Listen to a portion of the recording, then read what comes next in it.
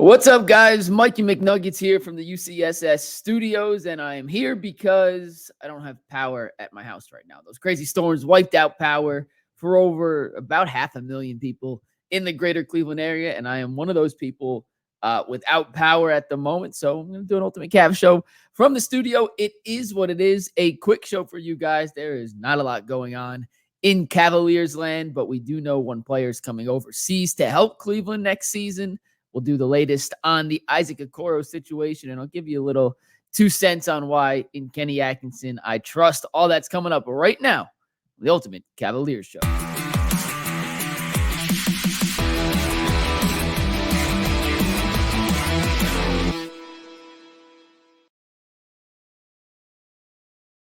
So let's start with the Luke Travers news. The Cavs' second-round pick from last season is officially leaving Melbourne. He has parted ways with his Australian League team for NBA opportunities. That's according to the tweet. And we know what those NBA opportunities are because, well, he's a member of the Cleveland Cavaliers organization. They still own his rights, which means Luke Travers is coming over to America to chase his NBA dreams. And the question is, does he have a spot on this NBA roster? And after the first and second Summer League games, I think there was a case to be made that Luke Travers could legitimately compete, or at least in camp compete, for a spot to earn one of those wing positions the Cavs so desperately need. And the last 2 games of the Summer League for Luke Travers were not nearly as good as the first, which puts him in the spot I think he should be in. He should be one of the Cavs' 2-way contracts this year. Give him a chance to develop in the G League, become a little more of a consistent offensive threat, redefine and develop his outside jump shot.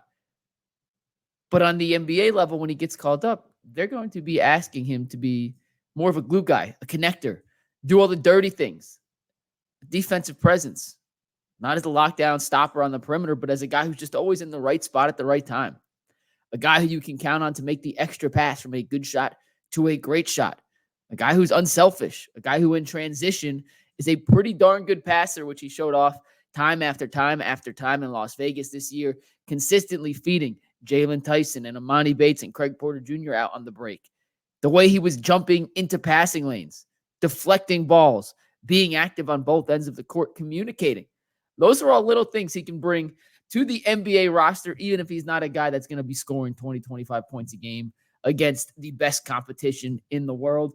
But the Cavs don't need him to be that. They just need him to be a solid, consistent, rotational piece. And even if he's not ready to do that from day one on an NBA level, on a 2-way contract, you go back and forth. Play with the Cleveland Charge. Go up for a few games with the Cavs. You go back and play with the Cleveland Charge. And hopefully he's one of the better players in the G League. You know, after playing professional basketball in Australia, you saw the flashes of what you hoped he could become on an NBA level in Las Vegas, and playing alongside a lot of the same guys he was there in Vegas with could help Luke Travers flourish and develop into the ideal archetype of a role player in today's NBA roster.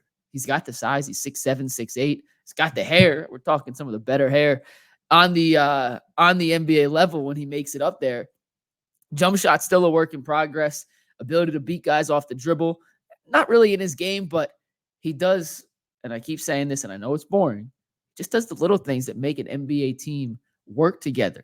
And he can run offense, whether he's the facilitator, whether he's the hub, whether he's a decoy. He screens hard. He screens off the ball well, and he moves without the ball well. Just a guy that makes everything easier for everyone else. And when you have someone like that who does the dirty work and does the little things to free up your stars to do what they do best, you get the best results. That's why role players are so important. And the most important part of being a role player, and I say this and people look at me like I got 10 heads, and I mean this sincerely and wholeheartedly as someone who was in this position multiple times throughout my very mediocre collegiate playing career. You got to know your role. And the best role players flourish doing what they do well and avoiding what they don't do well. They stay away from those situations. Luke Travers is not a guy who the Cavs ever need to try and break down someone off the dribble and get a bucket unless there's 3 seconds on the shot clock and the ball gets kicked over to him in the corner. That's it. As long as he comes in and does what he does, he can contribute at some point to the Cleveland Cavaliers. The athleticism he has to figure out in terms of what can and can't work on the NBA level against these alien-like athletes. In the summer league, it's a lot different, and he certainly didn't flash off the screen from an athleticism standpoint in Las Vegas. But I keep going back to that second game when they crushed the Milwaukee Bucks. Anytime you saw Luke Travers on the court, no matter where he was, offense, defense, transition, defense, he was just in the right spot at the right time. And that's a skill. It's not one you could work on. It's an inherent thing, but it's something he has in plethora. And when you do that consistently, it shows up on tape. Your teammates take notice of it, and it translates because it's easy. It's easy to play your you-know-what off, fly around the court, but also get yourself out of position. It takes more discipline to stay within yourself and make sure you're always in the proper position to make the best play possible. And that's something I think Luke Travers, when he gets his opportunity, can bring to this team. And if you've been watching any of the Olympic basketball tournament, where shout out to Kenny Atkinson in France for upsetting Canada and advancing to the semifinals, there's constant movement in that offense. All their guys are just constantly moving and rotating and finding the open space. And FIBA is a little different than the NBA. The rules are different. The court's smaller. So it's not exactly apples to apples, but it's apples to pears, guys. And Luke Travers fits that semblance and that style of basketball from an intelligence standpoint and the things he can do that just, in my mind, make him a potential. And I use the word potential intentionally. There's no guarantee that he'll be able to play at the NBA level, but potentially he has the skill set and the archetype, the build to eventually become a legit contributor in a role player situation. He's never going to be your second or third best player on a championship team, but can he contribute to a really good basketball team? Yeah, I do believe down the road, Luke Travers can do that. And maybe it starts this year. Maybe he's further along than I even anticipate, but we're never going to find that out if he's still playing in Australia. You have to get him in these live rep situations with the Charge, with the Cavs to figure out what you have. And I think the Cavs have a chance to have found a pretty reliable role player from the wing position in Luke Travers. Now, what happens on the wing is important with Travers because they may or may not be without Isaac Okoro next season. The restricted free agent has yet to sign his qualifying offer. According to Chris Fedor of Cleveland.com, the Cavs had made a multi-year offer to Okoro worth between $8 and $10 million per year. His qualifying offer is for $11.8 million, I believe. He entered free agency or restricted free agency with the hopes of getting something around 15, 16 million per, is what I would assume. That's why he hasn't accepted their $12 million qualifying offer yet.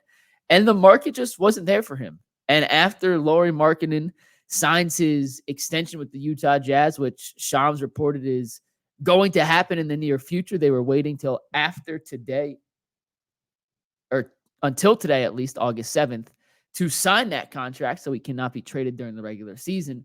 The amount of teams with cap space is zero. None of these teams have any cap space left just to throw at Isaac Okoro.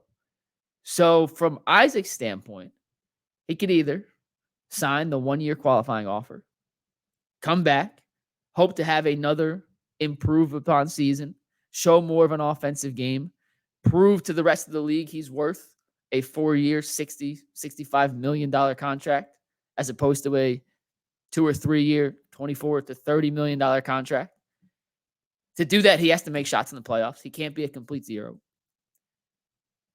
And to do that, he also has to find a way to fit into this Kenny Atkinson system, which is where I think this whole conundrum for Okoro comes into play.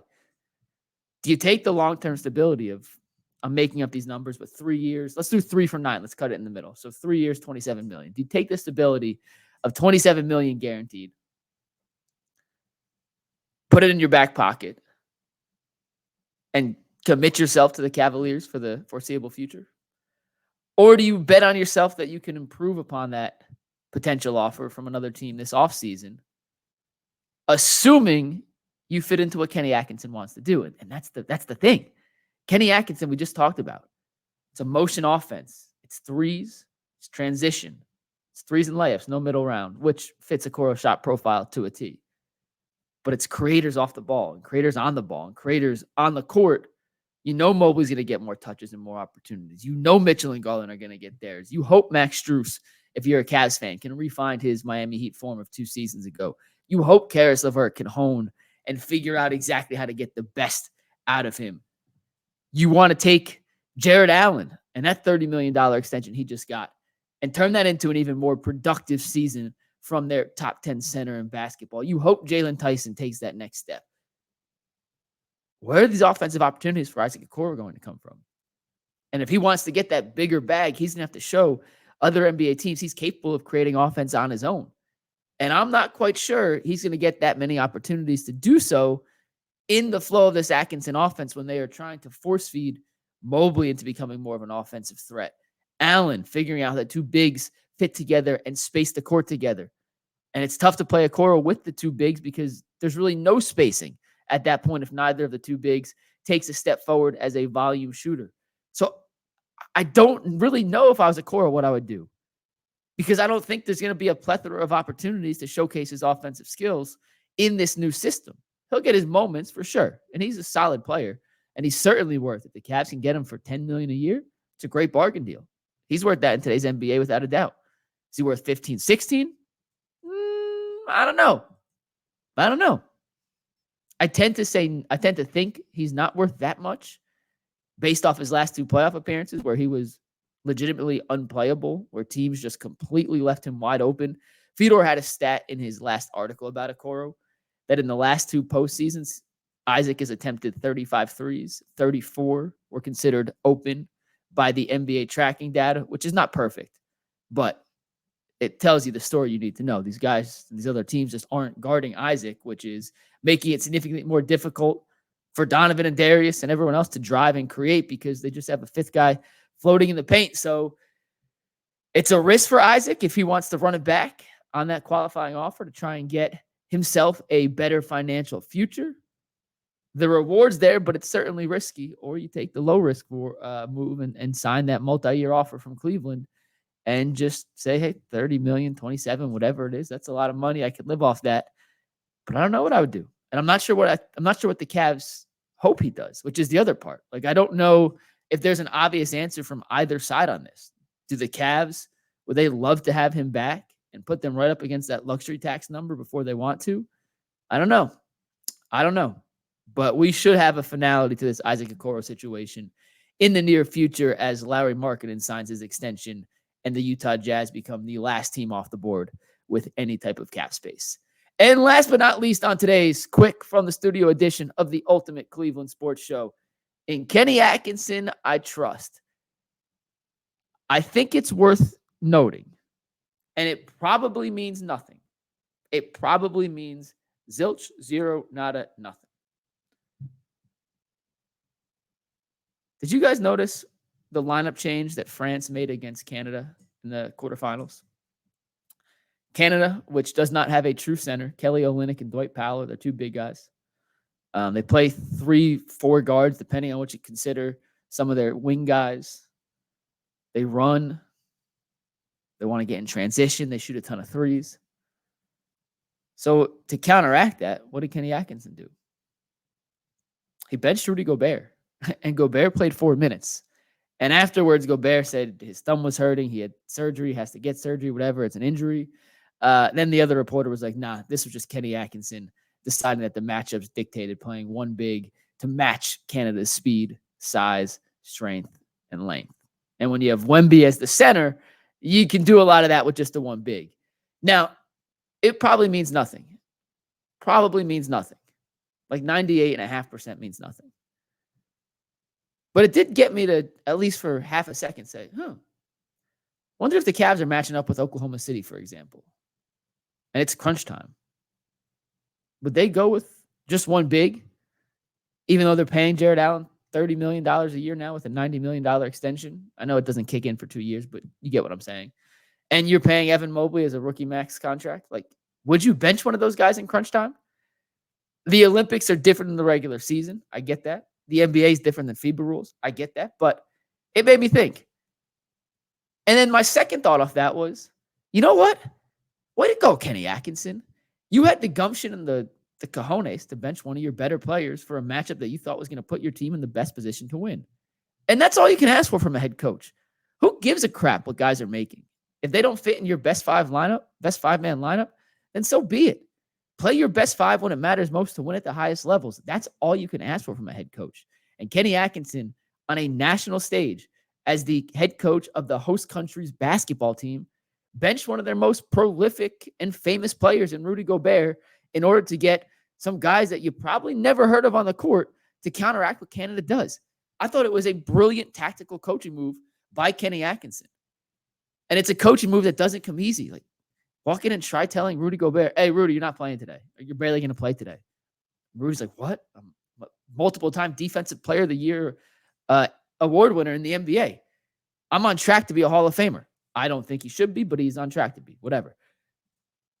That's not an easy conversation to have, and he had the cojones to go in there and do it, and it worked because Team France upset Team Canada and is now playing in the semifinals.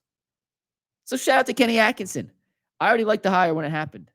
I've grown even more fond of it since I dove into his offensive philosophies and how I think he's going to try and utilize the two bigs together to create more space, even if neither takes a giant leap as a shooter.